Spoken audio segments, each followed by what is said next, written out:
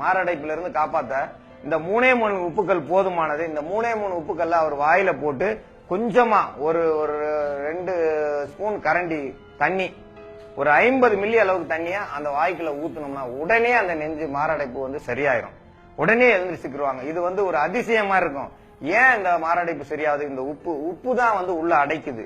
உப்பு அடைக்கிறதா திருப்பி உப்பை கொடுத்துதான் எடுக்க முடியும். எப்படி ஒரு முள் குத்திச்சோ அதை ஒரு பெரிய முள்ளில் எடுக்கிறோமோ அதே மாதிரி மாரடைப்பு வந்தவங்களுக்கு இந்த உப்பை கொடுக்கணும். இந்த உப்பை கொடுத்தோம்னா உடனே வாய்க்குள்ள போட்டு அந்த தண்ணி கரைஞ்சி அந்த உப்பு தண்ணி தொண்டை கீழே இறங்கினதுமே அவங்க முழிச்சு பாத்துருவாங்க.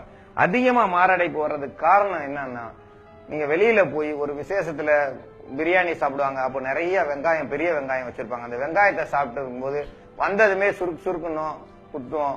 வெங்காயம், பெரிய வெங்காயம் சாப்பிட்டுட்டே இருக்கிறவங்களுக்கு ஒண்ணும் பண்ணாது. புதுசா சாப்பிடுறவங்களுக்கு நெஞ்சு அடைப்பு வந்துடும், நெஞ்சு வலி வந்துடும். புதுசா வெத்தலை பாக்கு போடுறவங்களுக்கு அந்த பாக்கு போய் நெஞ்சில அடைச்சுக்கிறோம். அடைச்சதுமே அவங்களுக்கு மூச்சு திணறல் ஆயிரும்.